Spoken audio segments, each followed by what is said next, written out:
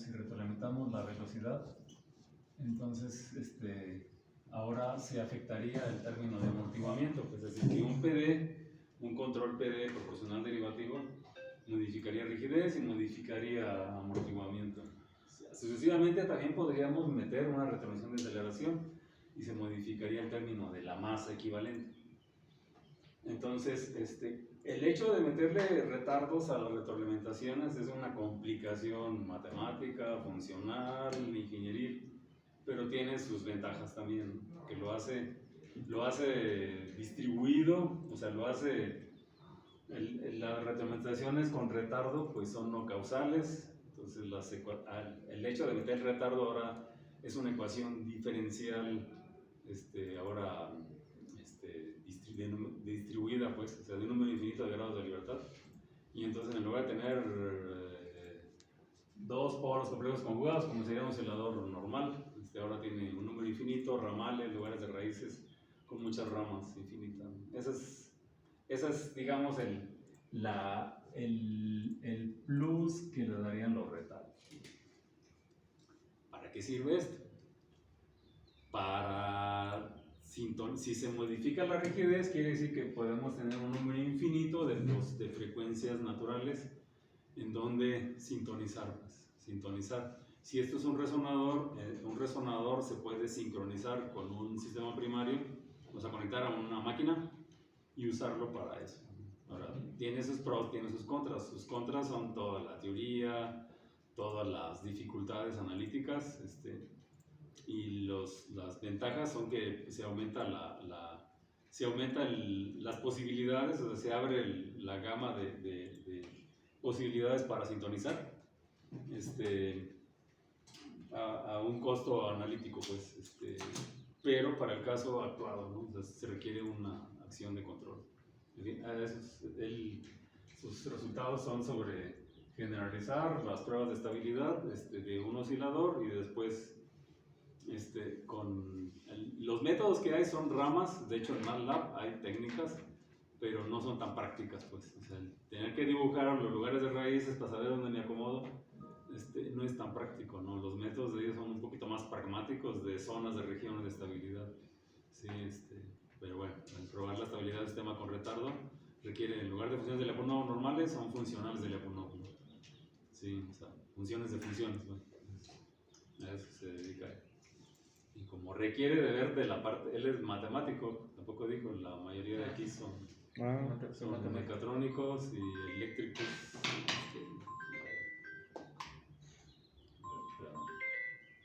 ¿Sí, bueno? Sí, bueno. Veíamos de Martín.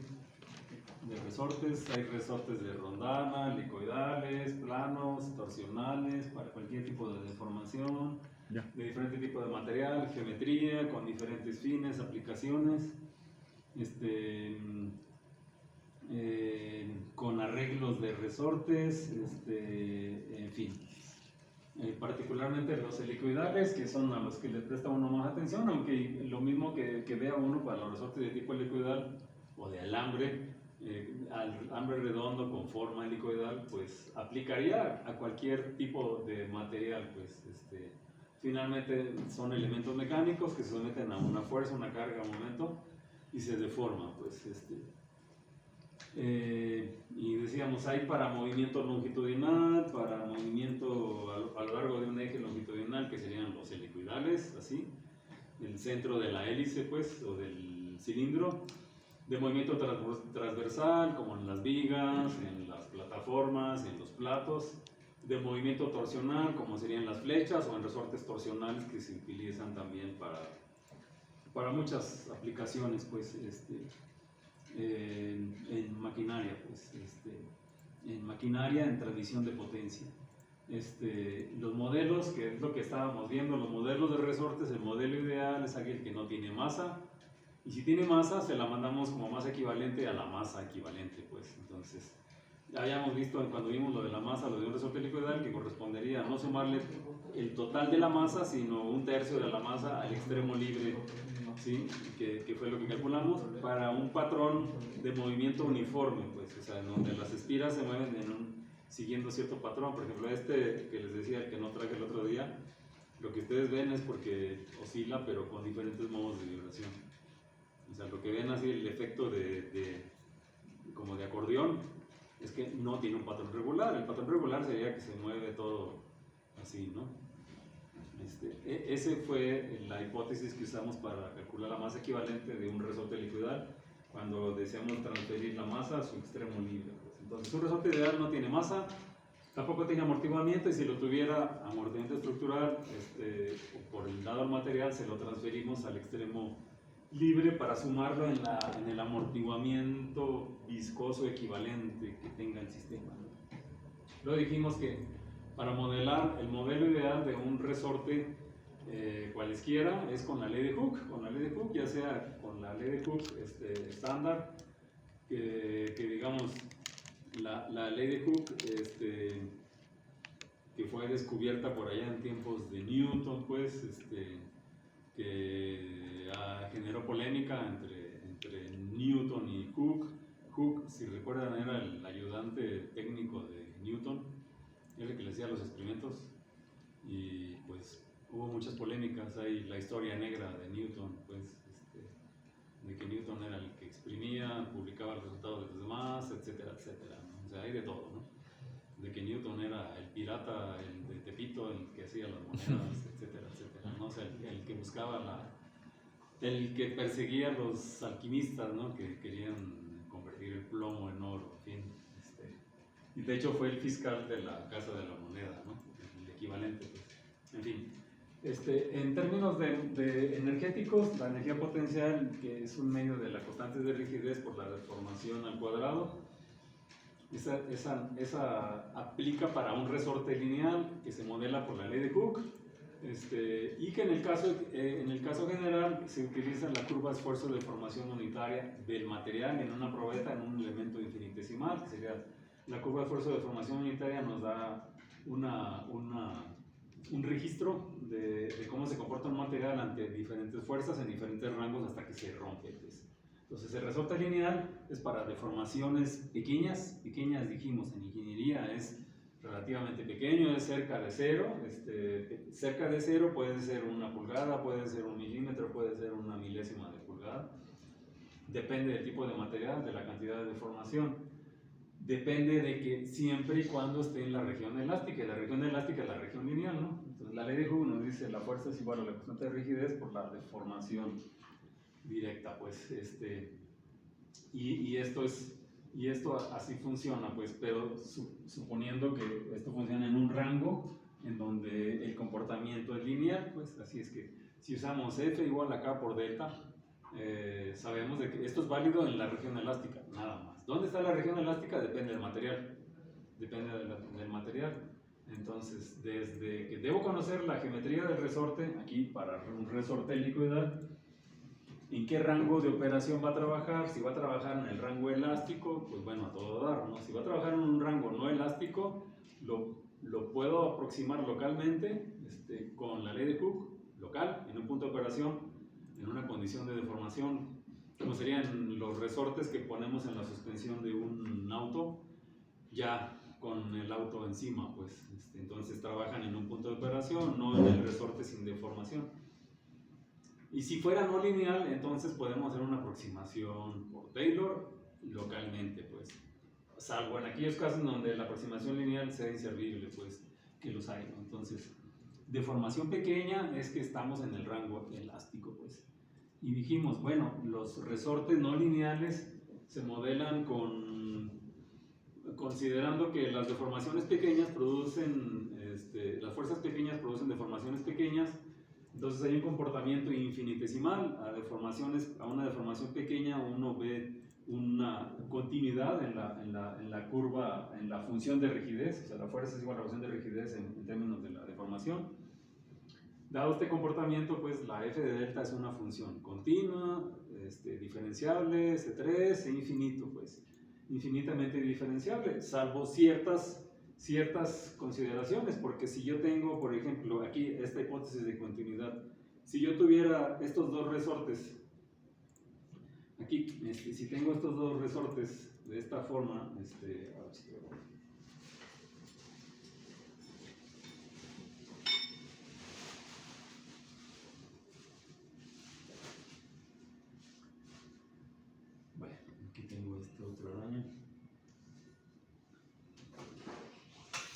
si yo tuviera esto, o sea, si yo hiciera esto, si esto fuera una carga, primero tocaría un resorte y luego lo sigo así. Llega un momento que toca el segundo resorte y si lo siguiera deformando, ese resorte también está muy duro. Si lo siguiera deformando hasta que toque el tercero, ¿cómo sería ahí? O sea, ¿cómo sería si tuviera un banco de resortes? Un resorte así, otro resorte así, otro resorte a lo mejor de diferente constante de rigidez, por decir K1, K2, K3, si yo tuviera una masa que va a golpear así. Entonces, a medida que la movemos, primero va a entrar en contacto. ¿Cuál resorte va a entrar en contacto? K3. Bueno, le voy a poner al revés en los índices para así. 1, 2, 3. O sea, primero, ¿cómo sería la función de rigidez? Si la pusiera así, la fuerza y la deformación, X, ¿cómo sería? O sea, primero, ¿qué graficaríamos? Cuando entraría Línea recta. Una línea recta dependiente K1, ¿sí? Entonces aquí sería dependiente K1. Luego, cuando llegue acá,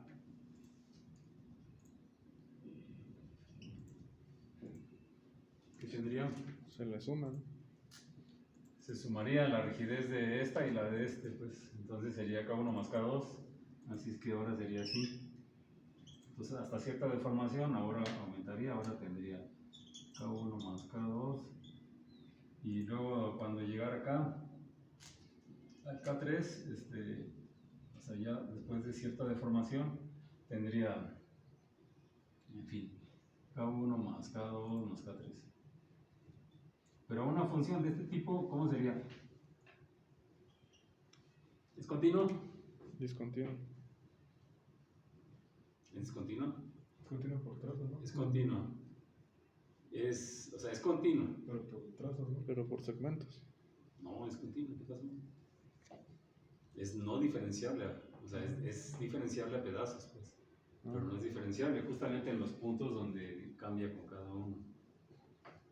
Pero es continuo, o sea, es continua, es diferenciable a pedazos en estas deformaciones aquí, pero en global es no diferenciable, ¿no? Por estos codos, ¿no? Estas aristas, estas esquinas. O sea, esos serían casos en donde escaparía de esto, de que no sería C infinito, pues. Pero bueno, ese sería un banco de resortes, ¿no? Y digo, se puede usar en ciertos casos, ¿no? En ciertos casos, lo que se usa para obtener una función de rigidez así más continua, o sea, más continua, es utilizar resortes de función de rigidez no lineal, ¿no? Como los que dijimos, resorte duro, un resorte duro, nos daría esta función, ¿no? Sí, o sea, un resorte como el que pretendemos ir ahorita, un resorte duro. Entonces, sí, pero este sería un contraejemplo en donde no es infinito, ¿no? Pero bueno, es localmente lineal a pedazos. Así es que aquí tranquilamente, si el punto de operación va a trabajar en pues realmente el resorte K3, si va a trabajar entre K2 y K1, el resorte K3 pues, sería inservible, ¿no? O sea, salvo que lo pondría como un tope, ¿no? Y de hecho, ustedes ven en muchos casos, como aquí en la puerta, ¿qué hay para que no abra la puerta? O sea, muevo la puerta y ¿qué hay? Algo abajo en el piso, ¿no? Ah, pues sí que tiene ese tope. Un amortiguador. Tiene un hule, pues. Bueno, se mueve chido, pero es para que no golpee, ¿no? Entonces, en los autos se le ponen tacones siempre para que no golpee encima de las suspensiones de las ruedas que tiene un auto. Cuando ustedes dan un banquetazo, pasan por una piedra y ¿qué tiene encima? O sea, cuando el resorte ya se comprimió totalmente así, la rueda golpea, pero ¿qué tiene al final el resorte? Tiene como un taconcito para que no... O sea, tiene unos hules aquí, o sea, va sobre hules. O sea, cuando ya, plano, esto ya se volvió rígido, tiene hombros y tiene un hule, y de hecho ese hule es como una especie de articulación. Desde arriba ustedes pueden ajustar la rigidez. Entonces es un resorte duro, ¿eh? O sea, está contemplado, ¿no? Porque ustedes no quieren que, si dan un banquetazo, que la rueda pegue en la carrocería. Digo, a menos de que choquen y ya se doble todo, ¿no? Pero está contemplado, pues, en esos casos. Bueno. Entonces dijimos, para la función, para el caso continuo o sin infinito, la función de rigidez se aproxima como una, ¿cómo dijimos? Con Taylor o Maclaurin, cuando se aproxima alrededor del origen. Por Taylor, ¿no? Si fuera en un punto de operación se le llama Maclaurin, pero al final es casi lo mismo, ¿no? Digo, es un término. Cambia el apellido nada más. Pero al final de cuentas, pues si aproximamos alrededor del origen, ¿por qué alrededor del origen? Porque buscamos resortes que se puedan, digo, en general, que se puedan estirar y que se puedan comprimir, o sea, que están en un régimen de tensión-compresión, o sea, de simetría, porque este resorte, por ejemplo, así, este resorte, pues comprimir, sí, solo con material, lo voy a desbocinar, solamente es para estirar, ¿no? O sea, hay resortes no meramente de extensión.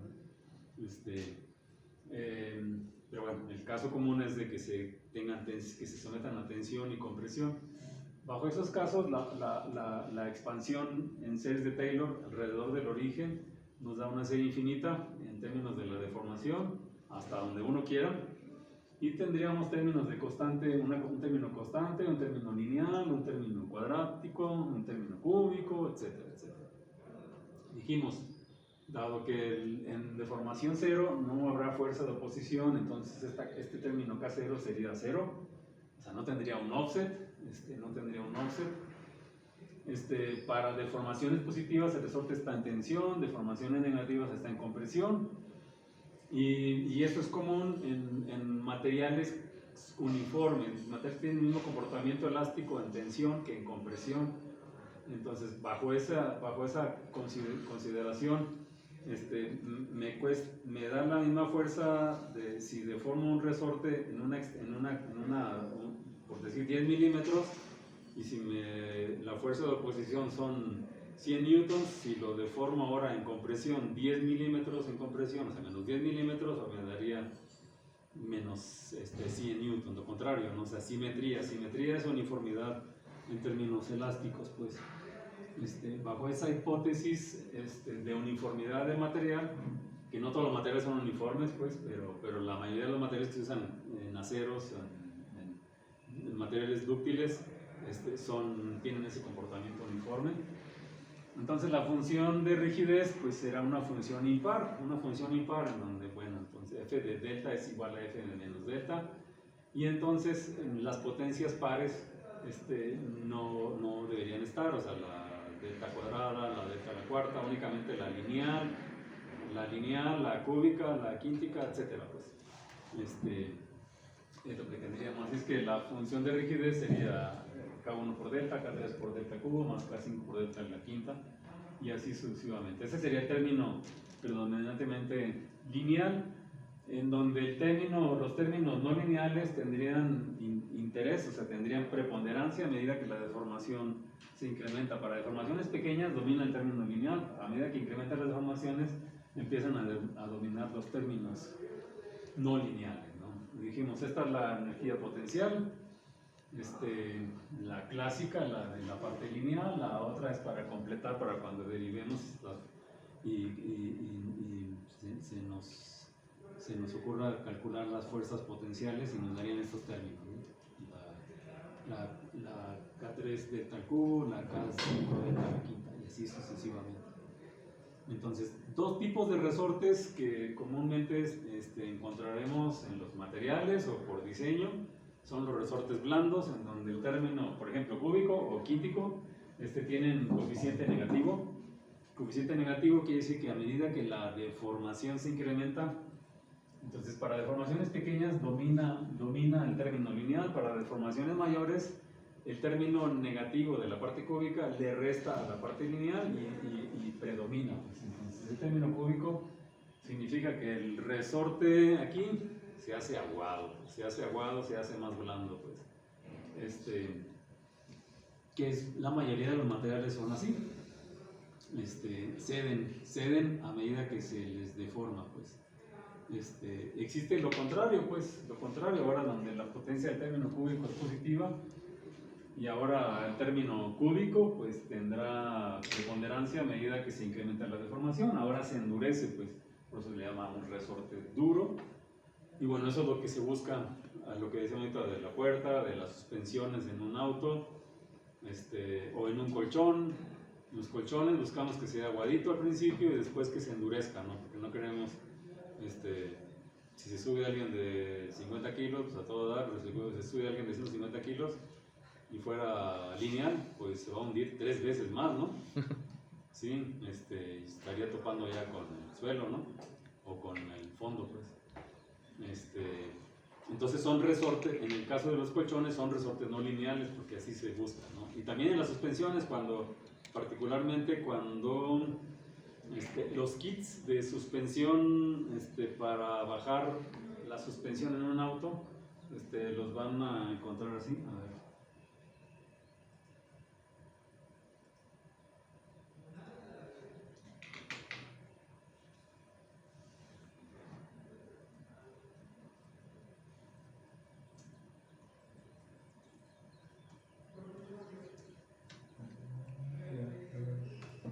Eso fue como.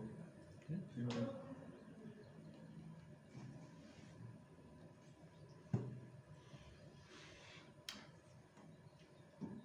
Aquí se ven diferentes imágenes que son, obviamente son más chaparros que el normal, porque lo que busca es bajar la carrocería, o sea, la pueden bajar a 1 pulgada, 2 pulgadas, pero al costo de que debe tener rigidez, debe ser duro.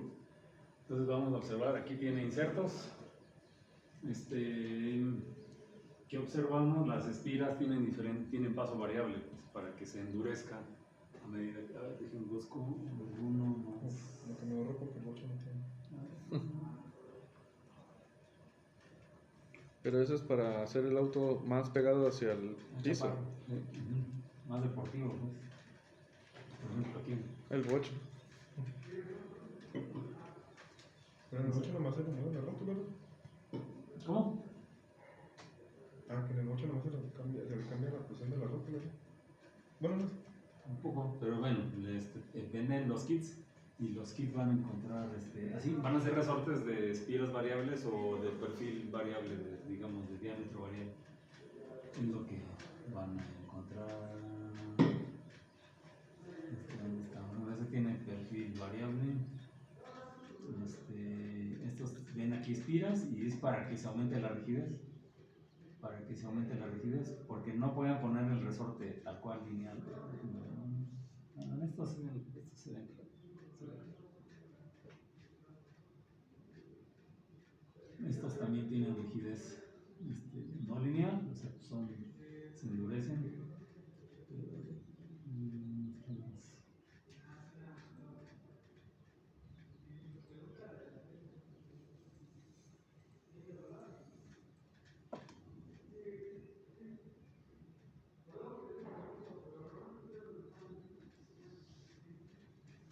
Otros.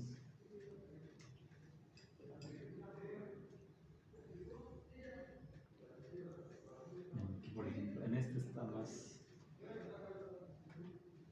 Son espiras de paso variable.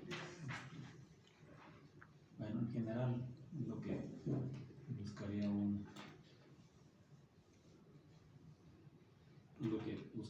uno, funciones de rigidez de este tipo.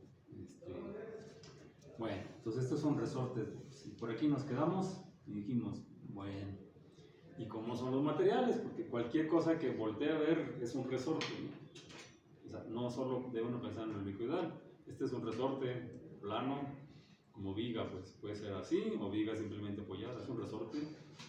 Y obviamente todos estos son resortes helicoidales. Esta madera es un resorte, este acero es un resorte, cualquier cosa tiene rigidez. Esta espuma es un resorte, y de hecho de rigidez variable porque es suavecita, de espuma para tapicería, suavecita, y después de desperdicio más duro, pues. Igual, digo, yo no tengo colchones de esos de lujo, los Luna y los EMA y esas cosas. ¿Cómo son? Suaves, dice. O sea, son suaves al principio, ¿no? Pero ¿y después? Son capas de diferentes propiedades, ¿no? O sea, son espuma, ¿no? O sea, vienen comprimidos y cuando lo sueltan se le entra al aire y ya, o sea, vienen en cajas comprimidas, y cuando los abre uno la caja se inflan, pues, o sea, solitos, ¿no? O sea, la esponja. Pero vienen en capas también de diferentes espumas, pero son ¿de qué tipo de espuma? Hasta las almohadas, ¿cómo son? Memory foams, pues, espumas con memoria de forma, pues. En fin, igual son resortes. Bueno, en los aceros está la radiografía del material, es la curva esfuerzo de formación unitaria, ¿sí? Entonces, el típico, por ejemplo, el diagrama esquemático de un acero dúctil, su función de rigidez, o sea, aquí es lo que sería lo que nos daría la ley de Hooke. La ley de Hooke sería lo que nos daría a deformaciones pequeñas, en deformaciones cercanas al cero, pues. Pero la curva de esfuerzo de formación unitaria nos da la información incluso más allá de la región elástica, pues. Pero es la función de rigidez. Visto aquí esquemáticamente, aquí tenemos el eje del esfuerzo, y en la línea horizontal tenemos de la deformación unitaria normal, pues. Entonces, sigma es la fuerza sobre el área, digamos, es la fuerza por unidad de área, una fuerza normalizada por unidad de área. Epsilon, la deformación unitaria normal, sería la deformación efectiva entre la longitud en un tramo, es que nos daría una deformación unitaria dimensional, ¿sí? Así es que, pues, es una curva de fuerza de formación, pero normalizada. A medida que aplicamos carga, paulatinamente, en forma estática, el acero se empieza a deformar.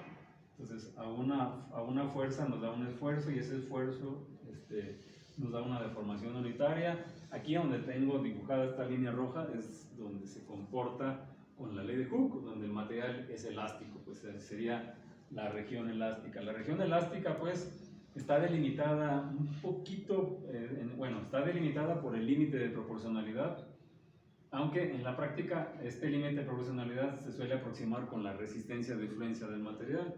La resistencia de fluencia del material es el esfuerzo a partir del cual el material se deforma permanentemente, a partir del cual si le aplico más fuerza ya no va a regresar a su forma original.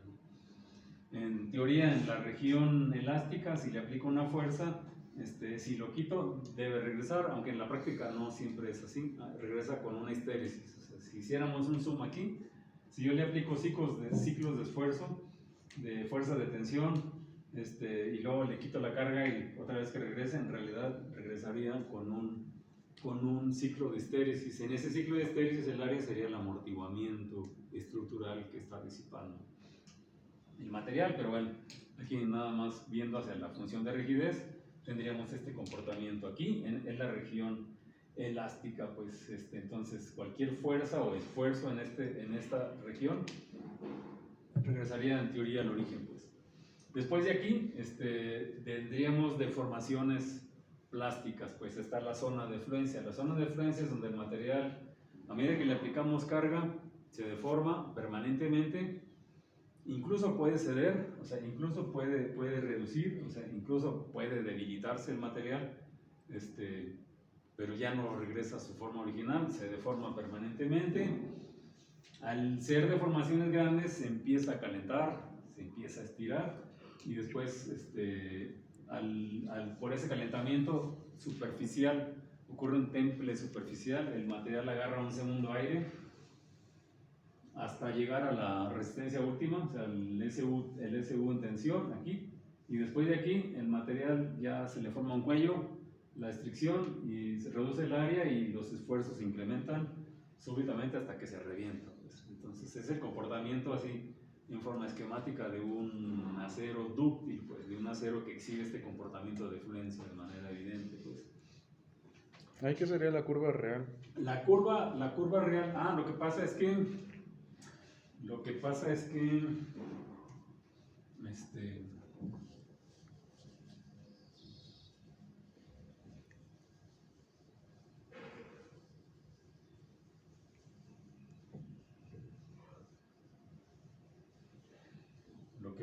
en la les estaba enseñando un video, ¿no? El de la India. Te lo voy a enseñar otro.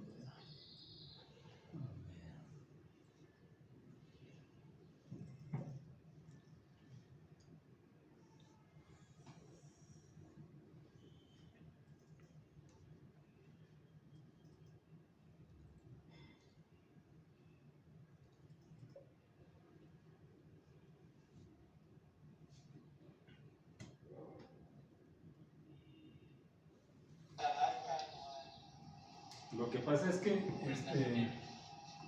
ahora en la probeta tenemos un área nominal y le aplicamos la carga, la fuerza, intención, pero hay un momento en el cual el diámetro se va reduciendo, se forma el cuello, o sea, el área no es constante.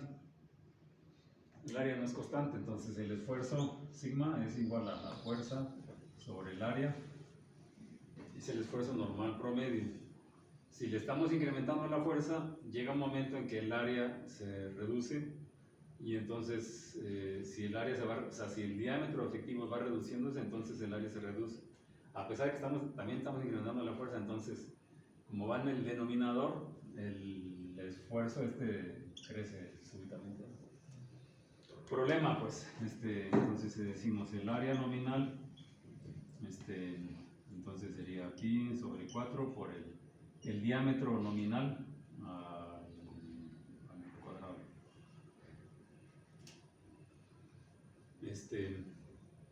Entonces, ¿cómo medimos el área, el diámetro? O sea, puedo medir los cambios en la longitud porque tenemos tensómetros, pues, o sea, pues medimos el desplazamiento de las mordazas. Pero ¿cómo medimos el diámetro? Entonces, como no se conoce perfectamente, a menos de que tuviéramos alguna cámara o algo, o que ni modo que esté alguien con un vernier midiendo, no se puede medir. Entonces, en la práctica, pues, se dice la curva de ingeniería. La curva de ingeniería es la fuerza entre el área nominal, o sea, con el diámetro original. Entonces, la curva de ingeniería es con el área nominal. Y la curva real sería con el área real.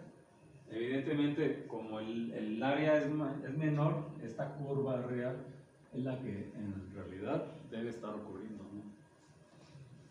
Pero como es difícil medir el diámetro, entonces el estándar es medir las curvas de ingeniería, pues es lo que se suele medir, pues.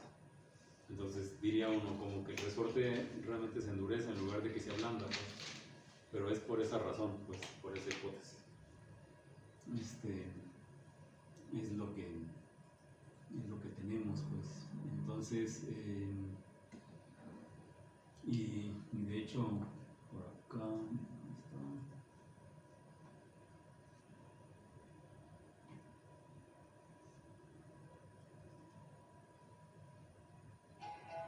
Es brazo. Sobre.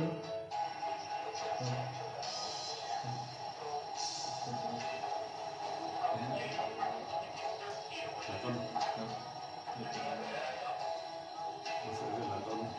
Es el latón, es un material más dúctil, más buena onda, pues. Y hasta la música que le ponen. Es un material sexual.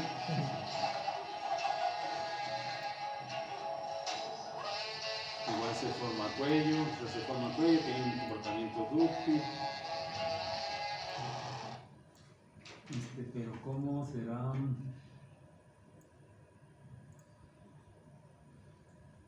Allá las impurezas persisten en. Ahí no se deformó la mitad por el hecho, no era puro el material, ¿verdad? Bueno, lo más puro posible. No es puro, es latón. El latón es bronce con, o sea, es cobre con zinc y estaño. Pues. Pero, El bronce también es cobre con zinc y estaño, nada más que la proporción cambia, ¿no? En algunos es más estaño que en otros es más zinc. pero es que se hizo el cuello de botella más en el extremo. Ah, es que pues por las dimensiones y por el alineamiento de las mordazas puede ocurrir, ¿no? O sea, si todo está bien alineado, si todo está bonito, debería ocurrir en el medio, ¿no? Y de los materiales, ¿cuál es tu confiabilidad del material? Si te cuesta, o sea, si lo compras bien fundido, pues va a estar bien hecho, pues.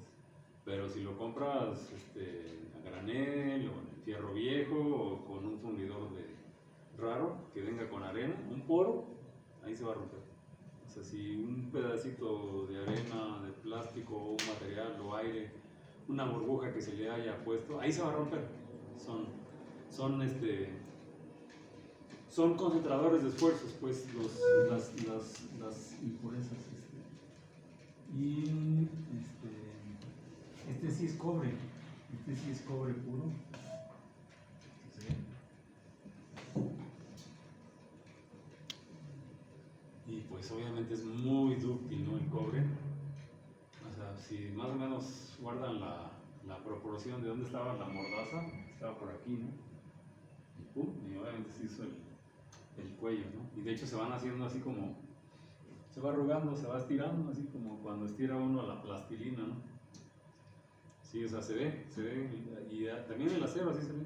O sea, cuando uno ve que algo se dobla, se arruga, pues, se arruga, cambia el tono del material.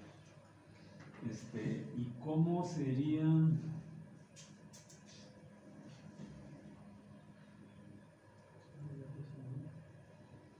Este es titanio. Obviamente, titanio son materiales costosos. Es un material que con la densidad del aluminio aproximadamente tiene la resistencia superior a la del acero. Por eso usan en aeronáutica, pues. Piezas de altos niveles de altos ciclos de fatiga, pues.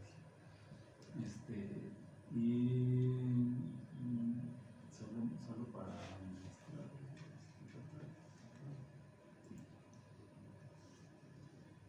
entonces siempre en tensión, ¿no? O sea, en compresión, pues la forma de la probeta habría que cambiarla.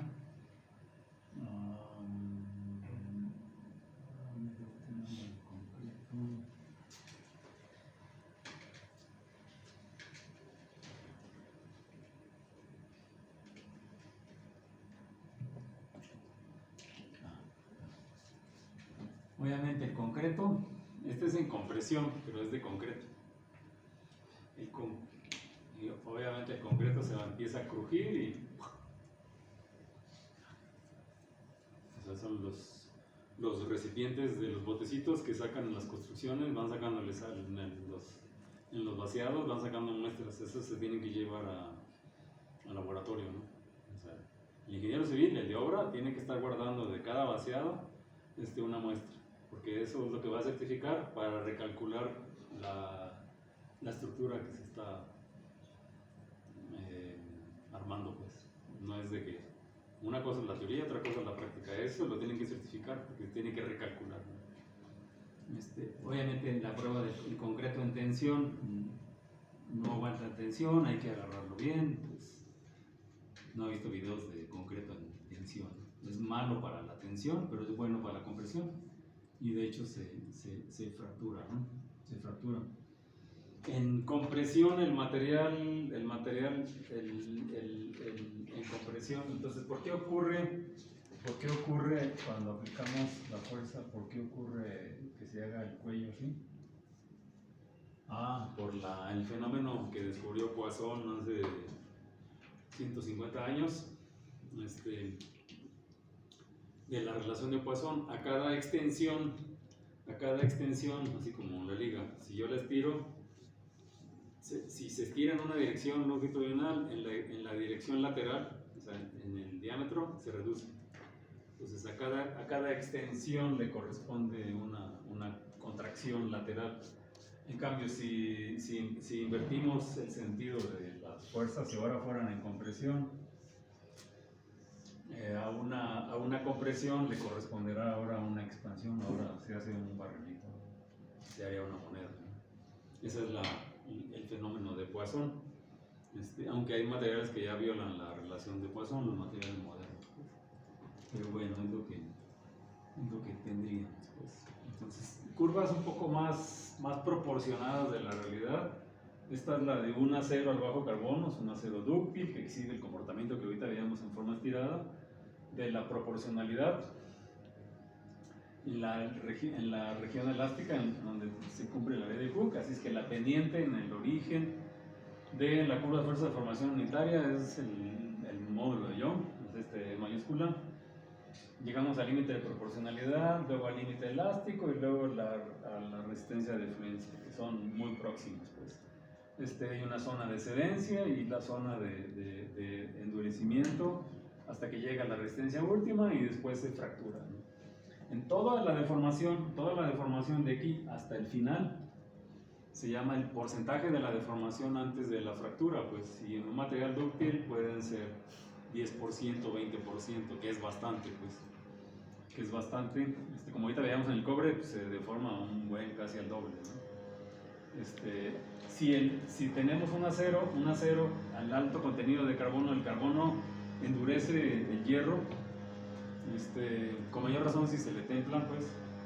Pero los aceros al alto contenido de carbono, el comportamiento típico de la afluencia, o sea, de la zona de cedencia, se elimina, y entonces un acero de este tipo, no dúctil, tiene un comportamiento elástico más o menos aproximado, no tan evidente como en el caso dúctil.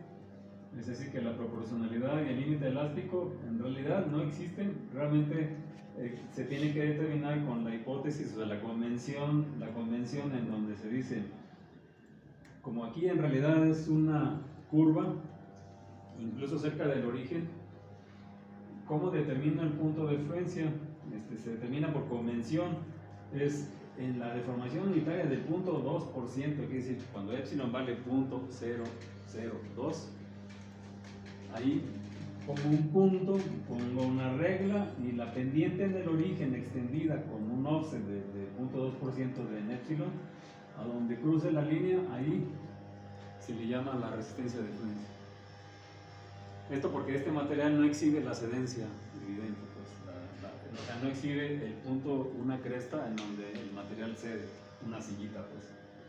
Entonces, este es un material ya no dúctil, pues, no dúctil. Igual se comporta y llega a la resistencia última y se fractura, pero sin exhibir la cedencia evidente. Entonces, esa es una convención, esta convención aquí para un aluminio. El aluminio también es chicloso, como el cobre, es chicloso. Aquí también tiene este comportamiento. Estos son datos, los circulitos son datos discretizados. Entonces aquí igual una paralela en el origen, a donde corta, pues ahí tenemos la resistencia de fluencia, ¿no? Es para una aleación de aluminio. Pues la aleación de aluminio comunes tienen magnesio. ¿Qué más pueden tener las aleaciones de aluminio? O sea que tienen esos perfiles de ventanas. ¿O de qué están hechos estas cosas? Las computadoras o los celulares.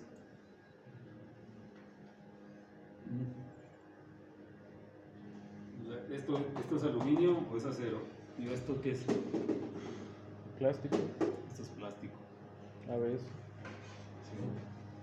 Eso es plástico y por abajo debe tener acero. Esto es carcasa de aluminio porque las hay de plástico, ¿no? Y si se les cae, se les abolla, ¿no? O regresa.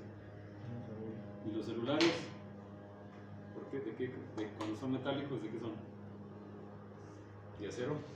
¿De aluminio? ¿De cobre? ¿De titanio? ¿De qué son? ¿Y por qué ya no tienen antena? Los celulares de antes tenían una antenita chiquita. Redujeron la bobina y ahora cabe dentro. ¿Sí? Ahora está adentro, pues. Ahora está dentro la antena. Ahora es la antena electrónica. ¿Por qué no tiene la antena? Pues sí, era bastante práctico, ¿no? ¿Por qué los autos ya no tienen antena, salvo los que tienen antena de tiburón? Algunos sí tienen una antenita, ¿no? Antes todos tenían antena, todos los autos. ¿Por qué ya no? Y en los celulares, porque si se cae del lado de la antena, se hacía trizas. Se hacía trizas. Entonces tenían que buscar materiales resistentes al impacto. El aluminio resistente al impacto, aunque se deforma permanentemente. Pero bueno.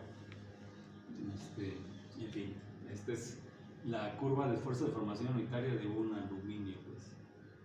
De una fundición de hierro gris. De las piezas que aquí traemos todavía.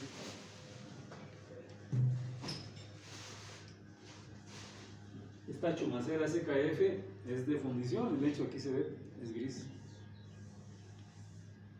O sea, se funden en moldes porque es más económico. Y así podemos hacer carcasas de bancadas de máquinas fundidas. Es más económica que maquinarla completamente, ¿no? O sea, se le maquina, se le corta, se rectifica nada más las partes donde van a ir piezas, ¿no? Pero, digamos, toda esta parte está fundida y nada más tiene maquinado aquí en la parte de abajo. Aquí en esta parte, en la base y donde se monta el valero. Pero todo esto es de fundición de hierro gris. ¿Por qué fundición de hierro gris? Porque es un hierro con mucho contenido de carbono. Arriba incluso de 2% de contenido de carbono y con un nivel de saturación de carbono. El hierro se satura en carbono hasta 6.67%. Ya no aguanta más. Parte del carbono se puede combinar con el hierro y parte del carbono que no se combina es grafito, pues. Por eso la fundición de hierro gris, en realidad, si le vemos en un microscopio, ahí habrá puntitos de grafito. Es decir, es esponjoso, pues. Es una esponja. Es una esponja porque el grafito pues, no tiene mucha resistencia, pero eso le da cierta capacidad en compresión. Entonces, este tipo de materiales en compresión son muy buenos, por eso se les usa en carcasas, en piezas sometidas a compresión, pero los defectos que provocan los agujeritos, las láminas, las hojuelas, a veces las fundiciones de hierro gris, fundiciones de hierro nodular, serían las hojuelas convertidas en esferitas, les permiten soportar fatiga, como las ruedas de ferrocarril, que son de fundición de hierro nodular, pero son malas en tensión. Pues. O sea, las ventajas de que es esponjoso en compresión se vuelven desventajas en tensión. Pues. Entonces, un material de estos es no uniforme. Pues.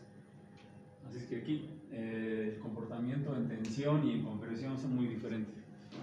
O sea, este es un caso típico de un material que no es uniforme. Comportamiento en tensión y en compresión es diferente. Aquí tenemos la resistencia última en tensión es diferente de la resistencia última en compresión.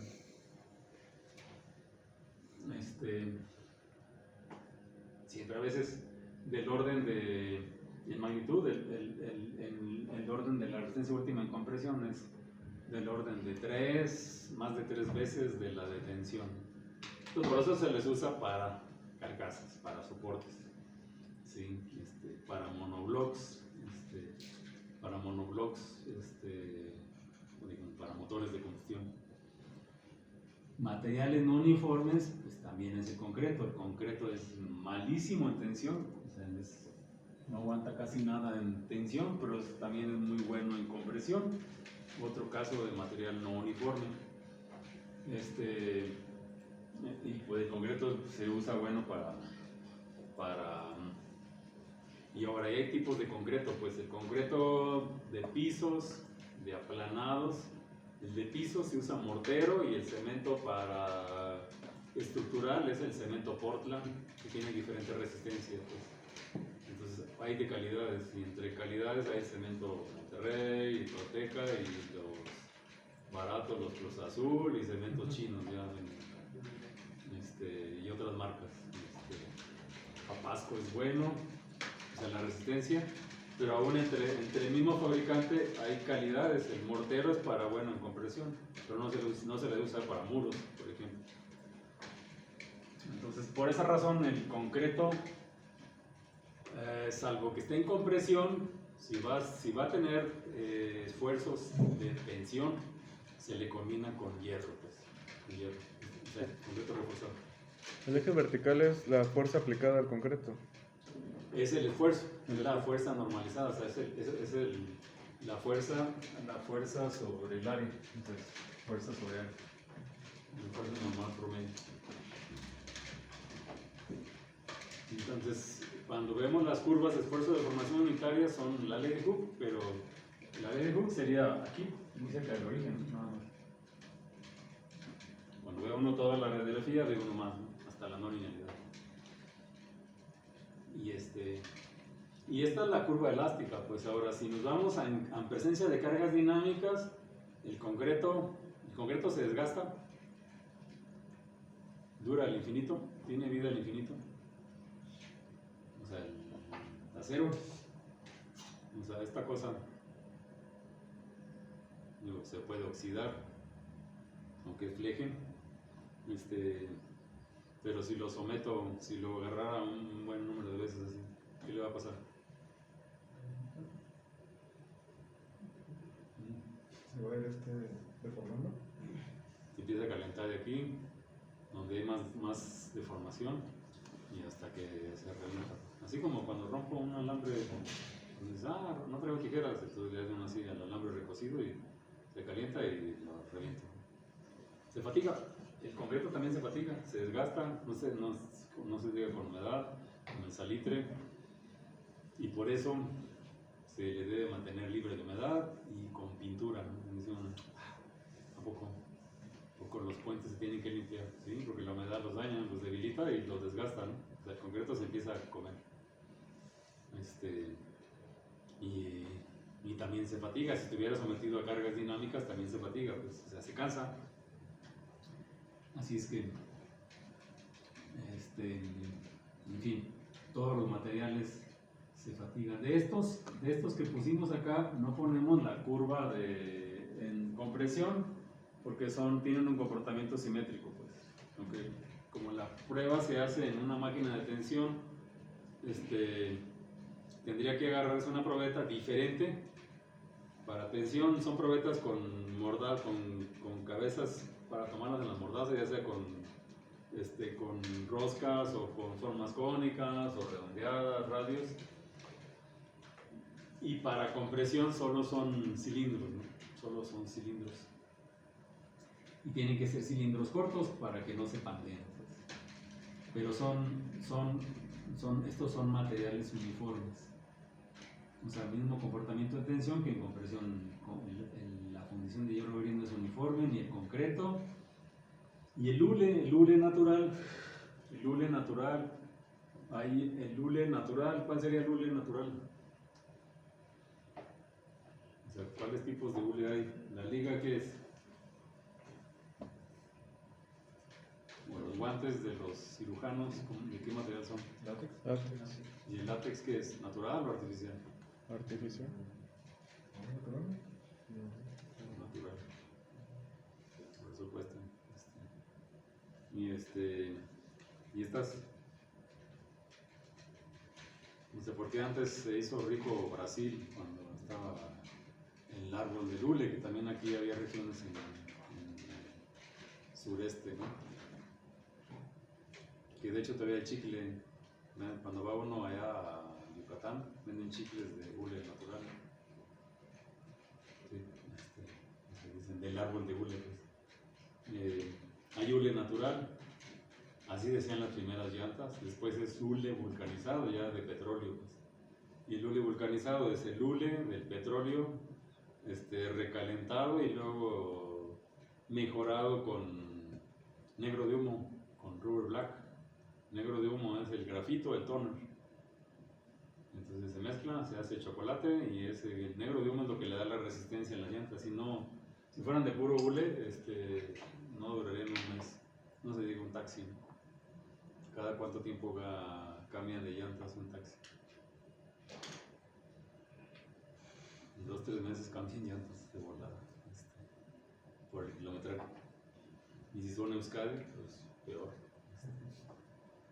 Esas desechables son baratas, pero por 400 pesos, pero no duran nada. En fin, El hule, hay hule natural, hay hule vulcanizado, hay hule sintético, de hules hay mucho. ¿Sí? La deformación entonces es bueno, esto es pulgada entre pulgada. Esto es en pulgada sobre pulgada, pero no es adimensional, deformación unitaria. Esa dimensión. Aquí, sigma está en kilolibras por pulgada cuadrada. Pues. Es la fuerza normalizada por unidad de área y aquí la deformación normalizada por unidad de longitud, la deformación unitaria normal. Promedio. Pues. Entonces, esta curva elástica es lineal o no lineal. Es lineal cerca del origen y es no lineal y tiene un comportamiento de que se endurece, ¿no? Como lo vemos en una liga. Digamos, la liga está aguadita, se deforma bien rápido y se empieza a endurecer, ¿no? Se empieza a poner más duro. Entonces así es obviamente aquí, ¿qué significaría? 2, 4, ¿qué significaría 2? 2 pulgadas sobre pulgada. Pero, ¿qué medidas son las que se dividen? La deformación efectiva, o sea, la deformación real entre un tramo de longitud. O sea, por ejemplo, aquí, si son 2 pulgadas de longitud, esa sería la longitud original. Entonces, digamos, tú lo que mides es la delta. Bueno, pues tienes una longitud. Por ejemplo, pueden ser las 2 pulgadas. ¿Sí? Luego mides la deformación.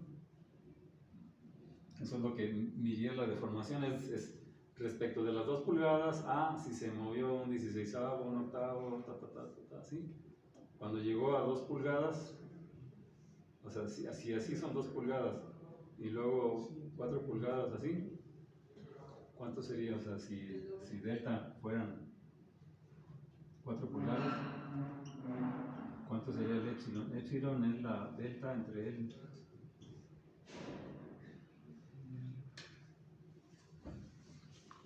Dos veces, ¿no? Y así sucesivamente. Claro, en una liga es un montón, por eso aquí son enteros, ¿no? Pero en un acero, o sea, en un aluminio pues aquí son milésimas de pulgada. Sí, obviamente un acero no se deforma igual que un hule, ¿no? Entonces es lo que diríamos, ¿no? Bueno, ahora, ¿por qué? Entonces, ¿cómo modelaríamos un resorte? Pues, digamos, ¿cómo modelaríamos un resorte? El helicoidal tiene geometría helicoidal, es un resorte mecánico, pero cualquier material tiene un comportamiento elástico. Debería probarlo primero aplicándole fuerza y midiendo deformación. O sea, en cualquier material debería tomar una probeta, una varilla, depende si se quiere en tensión o compresión, y debería aplicarle fuerza y medir la deformación.